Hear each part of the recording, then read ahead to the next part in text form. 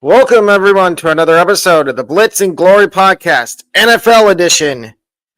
Tonight on the show, you get my NFL record predictions, as well as my other predictions for the NFL, from Super Bowl winner to awards to who's winning every division, and much more. Let's get right into it and get started.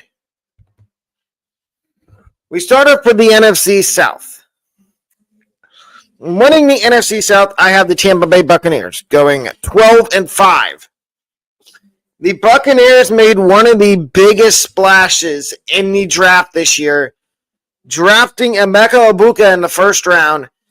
And that draft pick looks all the more better now with the injuries to Jalen McMillan and Chris Godwin still coming back from a severe knee injury. And I like the additions in the draft they made on defense with Benjamin Morrison and a couple of other guys. And I feel like the Buccaneers are going to be the team to beat in the NFC South. The second place, I have the Atlanta Falcons going 11-6. Now, you could flip-flop the Buccaneers and Falcons, but the only issue I have with the Falcons is they use 2 first-round picks on defensive linemen. James Pierce and Jalen Walker. James Pierce out of Tennessee, Jalen Walker out of Georgia. And we'll see, because week 1, the Buccaneers play at Atlanta. So we'll see how that works. But the only issue I have with the Falcons and why I didn't put them at the top of the NFC South was because of their quarterback, Michael Penix. This is his first season as the starter. And I'm not going to say I can't see the Falcons doing good. I can. I just can't see them winning the NFC South. Finishing in third place with a record of 10-7, I have the Carolina Panthers. I like everything the Panthers did this offseason. They got Bryce Young, another weapon, and Ted McMillan. They traded Adam Thielen back to the Vikings. Xavier Legette's going into his second year. They signed Rico Dowdle. They brought in some guys on defense. And I think the Panthers are going to sneak up on people. I think we're a year early on them making the postseason. Maybe they can sneak in. You'll see my playoff predictions later on. And finishing in last place with a record of 4-12 in the NFC South, I have the New Orleans Saints. And it is, Saints fans, don't get mad at me. It is very simple. Your QB room, I want to see what Tyler Shuck can do. If Tyler Shuck can do something, then maybe you're saved. But your QB room's kind of ugly. Your offensive line is, at best. I also think that you have a lot of building to do. You need to get another weapon for either Tyler Shuck or Spencer Rattler. Now we get to the NFC North. The most competitive division this year for the NFL. And I still have the Detroit Lions winning this division at 12-5. Yes, I'm fully aware that they lost both their offense and defensive coordinators. But I still think that they can win this division. But it's gonna be a bloodbath. This division is going to bludgeon you-know-what out of each other. All 4 games these teams play against each other. It is not going to be easy. Second place, with a record of 11-6, I have the Chicago Bears. The Bears won the offseason.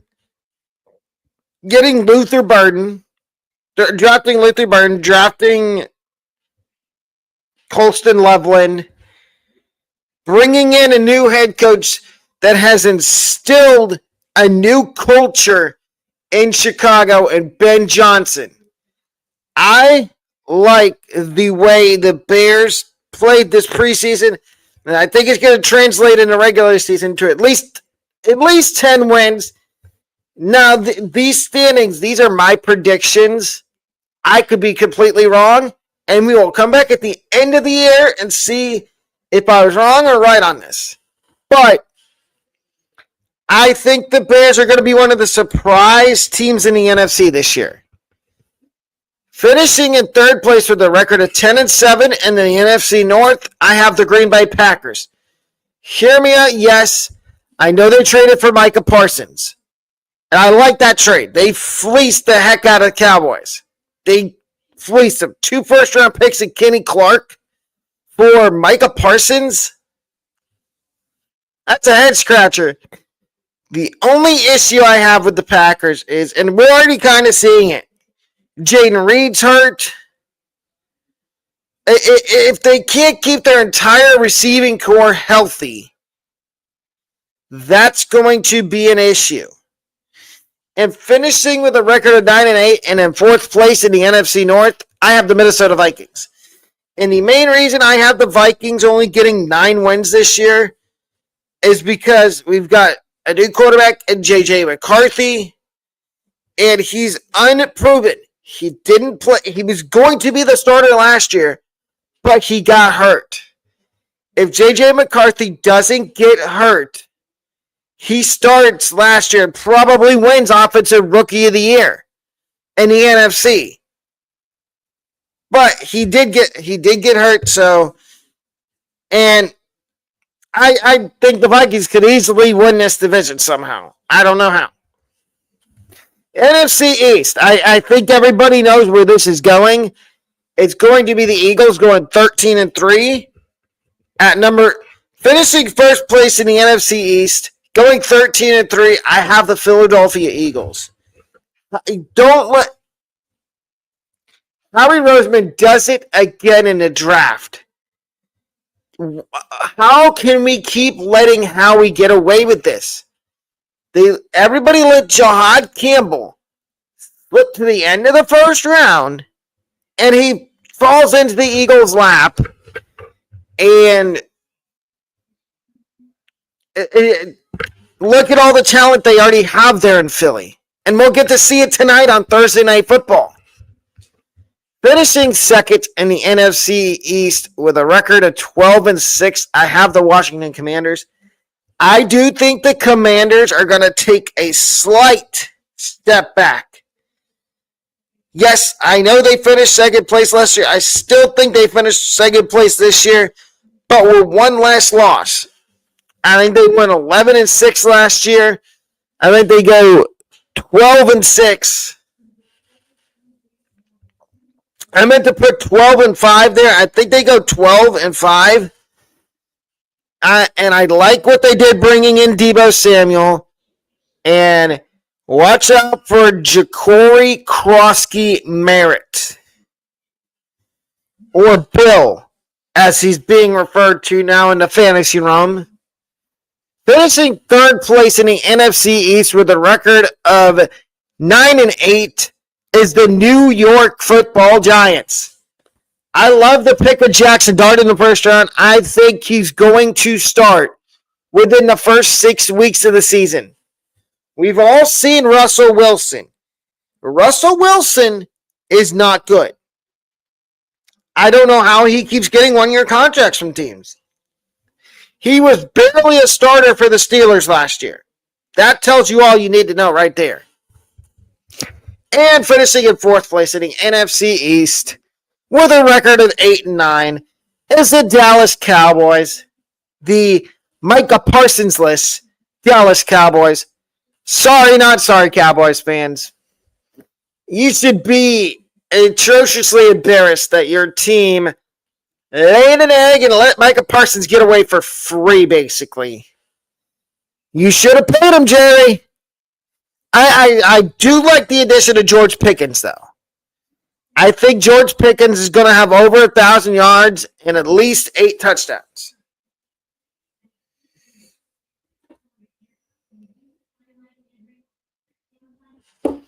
And now we get to the NFC West, and then we will get to the MVP chart for NFL. Finishing in first place, winning the NFC West, and going 12-5, I have the Arizona Cardinals. I think this is the year we see the Cardinals take that leap. They made some big additions on defense, as well as Marvin Harrison Jr. putting on some muscle, and Jonathan Gannon gets another year. I think this is the year the Cardinals won the division. Finishing in second place with a record of 11-6 is the Los Angeles Rams. And Rams fans, I want you to listen to me. I still believe in Sean McVay. The issue is Matthew Stafford. If Stafford can't stay healthy and he gets hurt, y'all are toast. Jimmy Garoppolo is going to be your quarterback if Stafford gets hurt, or Stetson Bennett. I don't trust either of those guys. Don't get me wrong, you still have a really good young defense, though, with Braden Fisk and Kobe Bryant. Finishing third in the NFC West with a record of 10-7 is the Seattle Seahawks. And there's a couple reasons here. The first big reason why I have the Seahawks in third place and not the 49ers, I just believe in Mike Macdonald. I like Kyle Shanahan, but I believe in Mike Macdonald more than I do Kyle Shanahan right now. Because if you look at the 49ers, who do they have other than Pearsall and Juwan Jennings? Not really anybody. And yes, I have my reservations about one Samuel Darnold. What Sam Darnold are we going to get? Are we going to get Jet Sam Darnold where he's seeing ghost? Or are we going to get the Sam Darnold we got last year in Minnesota where he was out of this world good? If we get the Sam Darnold we had last year, I am absolutely fine with putting the Seahawks in third place. And finishing in fourth place in the NFC West, I have the San Francisco 49ers going 9-8. The 49ers lost a lot this offseason. Travarius Ward. Well, they lost Travarius Ward last offseason. Deebo Samuel. They almost lost Juwan Jennings, too. He wanted to be traded, but they didn't trade him. They gave him a incentive increase in his contract. And I don't see how that works.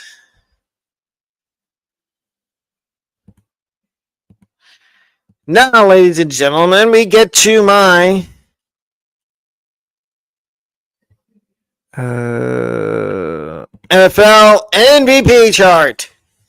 Here's our NFL MVP chart for week 1.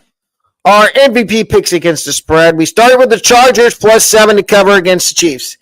There's going to be a lot of scoring in the Chargers-Chiefs game, and I am pretty sure that the Chargers can cover the point spread. I checked; it was 7 points last time I looked, and I'm not saying the Chargers are going to win. I think they cover, though. Next, we have the Seahawks +1.5 to cover against the 49ers.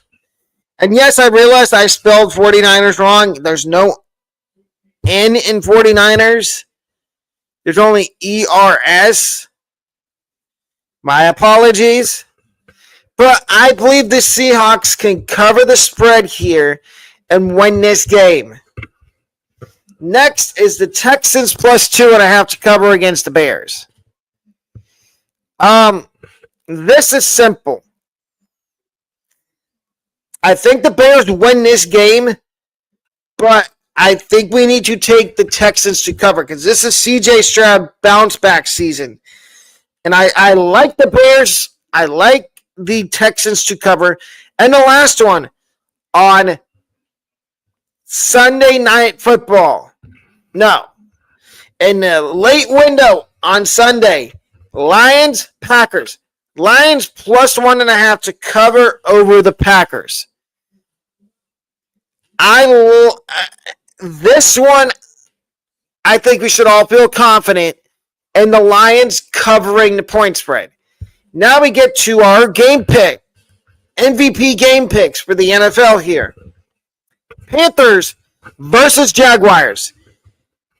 The Panthers did upgrade their defense a little bit. I think that it's early in the season, so anything can happen.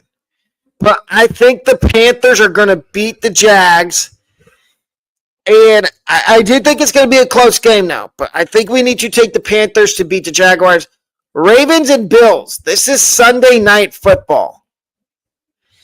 If you're going to tell me this is week 1 Sunday Night Football, absolutely.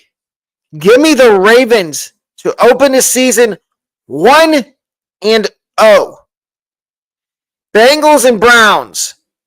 The Browns are going to be awful this year. So I think that simplifies the pick here. We're taking the Bengals. Steelers and Jets. It's a battle of quarterbacks facing their former team. Aaron Rodgers facing the Steelers. Aaron Rodgers facing the Jets. Justin Fields facing the Steelers for the first time since swapping uniforms.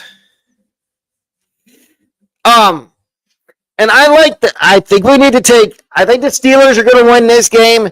I do like there to be a lot of scoring. Money lines. Bengals minus 250 on the money line versus the Browns. As you saw in game picks, we're taking the Bengals. I think if you're going to bet, all the money needs to go on the Bengals here to beat the Browns, whether it be money line, whether it be the spread, or the total in the game. Next one is Raiders plus 115 on the money line versus the Patriots.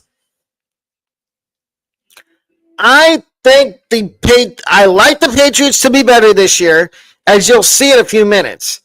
But I think this is a little bit of it's Ashton Genty's first game in the NFL. I think the Raiders are going to come out, and I think they beat the Patriots. Give me money line for the Raiders, plus 115. -4 Eagles, -400 on the money line versus Cowboys. Self-explanatory here. You look at the last 2 games between the Eagles and Cowboys.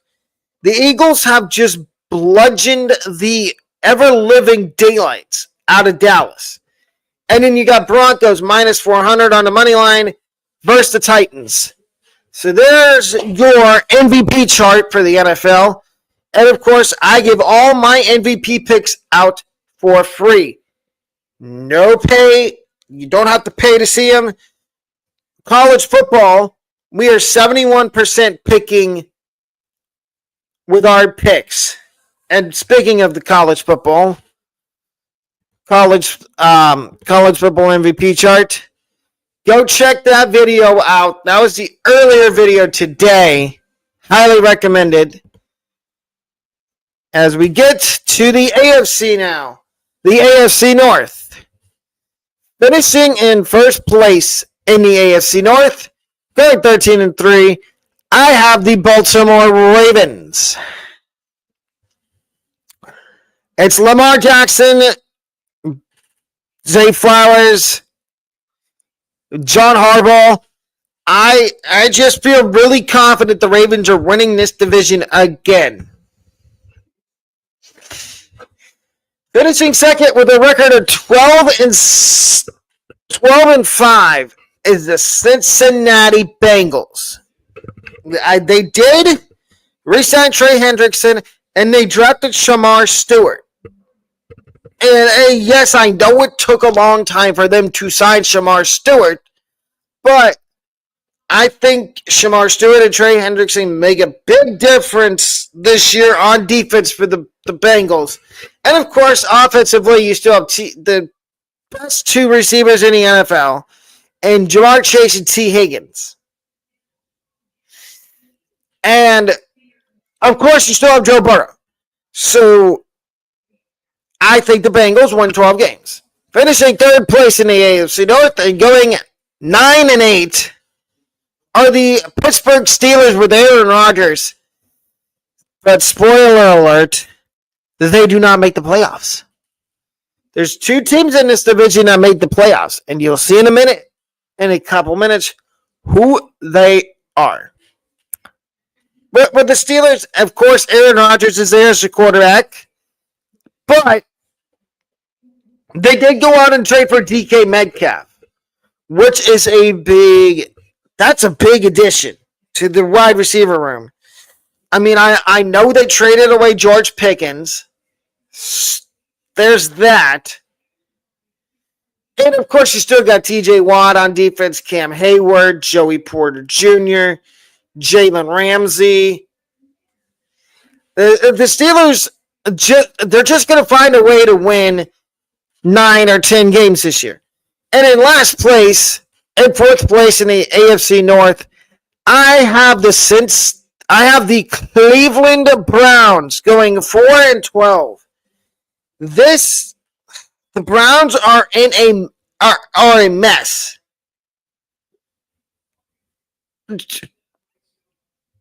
Joe Flacco is not going to be the starting quarterback the entire season.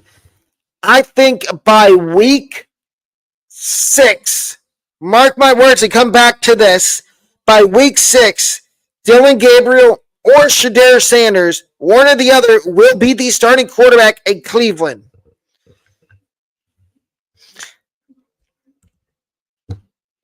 AFC East standings. Finishing in first place in the AFC East, going 12-5, I have the Buffalo Bills. Josh Allen's back. The Khalil Shakir's there. Keon Coleman, who everybody in the Bills media team and all the players, they've been raving about him in camp.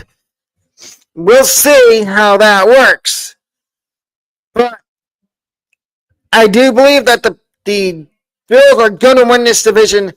Second place in the AFC North, AFC East. I have the Patriots going 11-6. I told you I thought the Patriots were going to be better this year. And I do think they will be. Drake May, they added some weapons. Stephon Diggs, Kyle Williams. And they also upgraded a little bit on defense. Christian Gonzalez is going to be back for his second year. I believe it's actually his third year.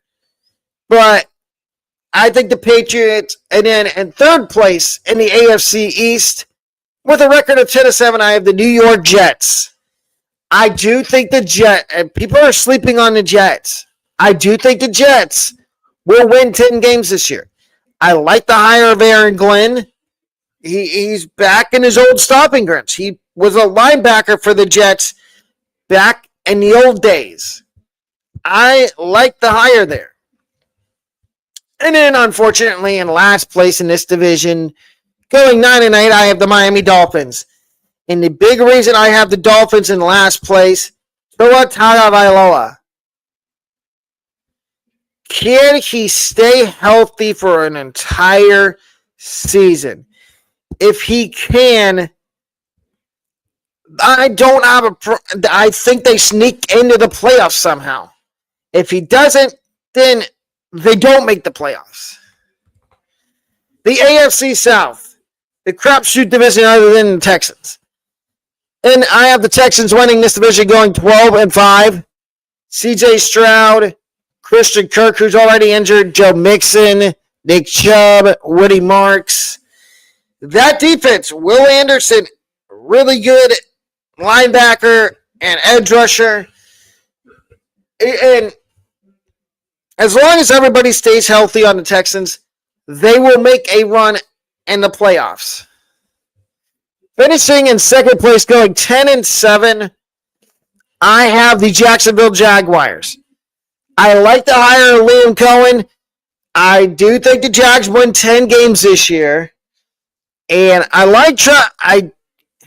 have my doubts about Travis Hunter playing both sides of the ball, but I do think it'll end up working out. Finishing in third place with a record of 9-8, to everyone's surprise probably, I have the Tennessee Titans. I love the moves the Titans made, taking Cam Ward first overall. And I know there's going to be people out there that say, oh yeah, Alec, you were harping on them taking him, and you said he wasn't a first-round pick. I'm wrong. I think the kid's got all the talent in the world. They just need to get a better offensive line. And once they do that, I think you have a 3-horse race to the top between the Texans, the Jags, and the Titans.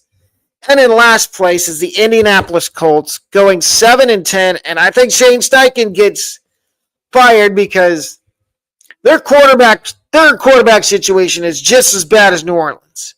You have Anthony Richardson in there, and now all of a sudden, your GM Chris Ballard came out the other day and said he admits that he was wrong for taking Anthony Richardson number 4 overall in 2019. In the draft year that Anthony Richardson came out. So now who's your starting quarterback? Daniel Jones. That's even worse. And Danny Dimes is worse than Anthony Richardson. I don't know how Daniel Jones has a job as a starting quarterback in the NFL. Now we get to the AFC West. And winning the AFC West this year, going 12-5, I have the Denver Broncos. The Broncos made a lot of good moves in the offseason. Evan Ingram, bulking up that defense that was good last year that I believe is going to be even better this year. And Sean Payton's still your head coach. Finishing second in the AFC West, going 11-6. I have the Los Angeles Chargers. I think this is the year the Chargers put it all together and finish in front of Kansas City. Yes, I said it. I think they finish in front of the Chiefs. I like John Harbaugh. Correction, I like Jim, even though he was coach of Michigan. I do like him. I think he's a good NFL coach. I'm putting all the cheating scandal and all that stuff. That's water under the bridge now. Michigan fans, if you're watching this, that's water under the bridge. I can forget it as long as it never happens again. If it ever happens again, then we're going to have a conversation. Finishing in third place in the AFC West, I have the Kansas City Chiefs going 10-7. They do, I believe, and you'll see in a minute, sneak into the playoffs. But they will not be in the Super Bowl. There's just too much unknown about the Chiefs this year. Rashid Rice is out for 6 games. What kind of Travis Kelce are we going to get? Are we going to get a bounce back from Travis Kelce? Or are we going to get the Travis Kelce that we got last year? And finishing in fourth place in the AFC West, I have the Las Vegas Raiders going 9-8. I like the hire of Pete Carroll. I like trading for Geno Smith. I like drafting Ashton Genty. I just think this division is up in the air for who actually might win it. And now my NFC playoff picture. We start with the bye week in the NFC, and it goes to the Philadelphia Eagles. And the 3 wildcard games are the Lions versus the Cardinals, the Buccaneers versus the Bears, and the Commanders and the Rams. And the Lions beat the Cardinals, the Bucs beat the Bears, and the Commanders beat the Rams. So the division round, Eagles, Lions, Buccaneers, Commanders. And the winners of those games, going on to the NFC Championship game, I have the Lions and the Buccaneers. And winning the NFC, I have the Detroit Lions. I still really believe in this Detroit Lions team. Dan Campbell's their head coach. And until Dan Campbell leaves or gets fired, you can't convince me otherwise that the Lions will not make a Super Bowl within the next couple years, because I think they will.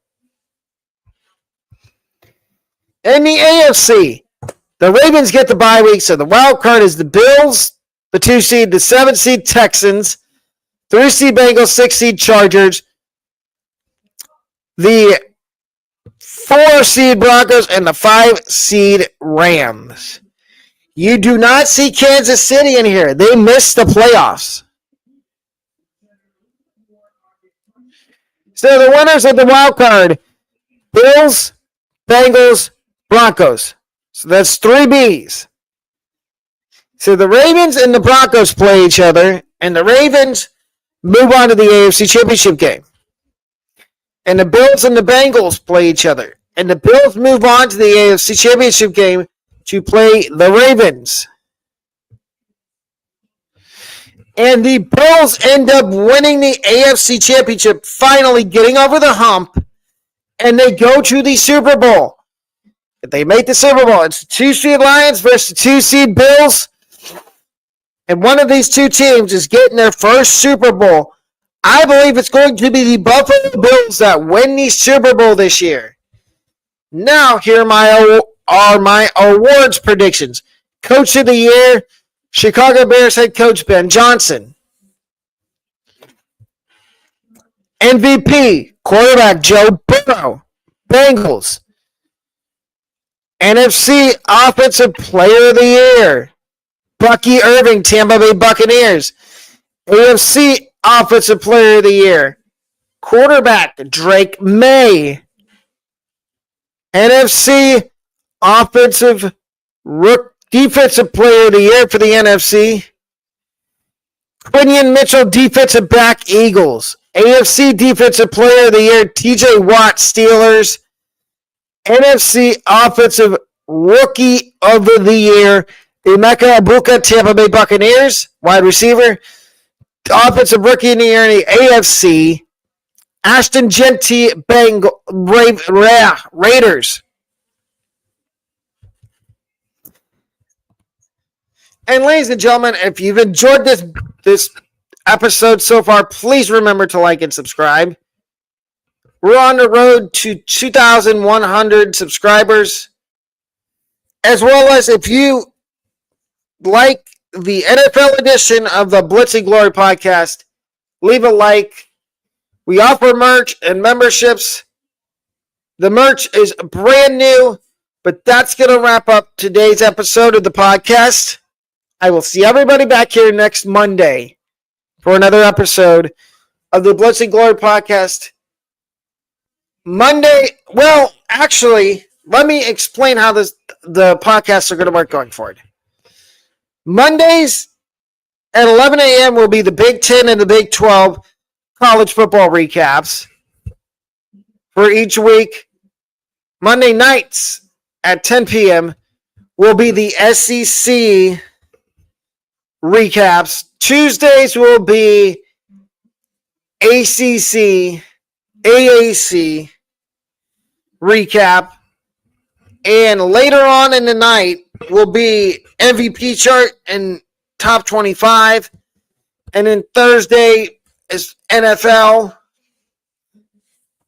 But that wraps it up. I will see everybody Monday with another episode. Have a wonderful rest of your Thursday.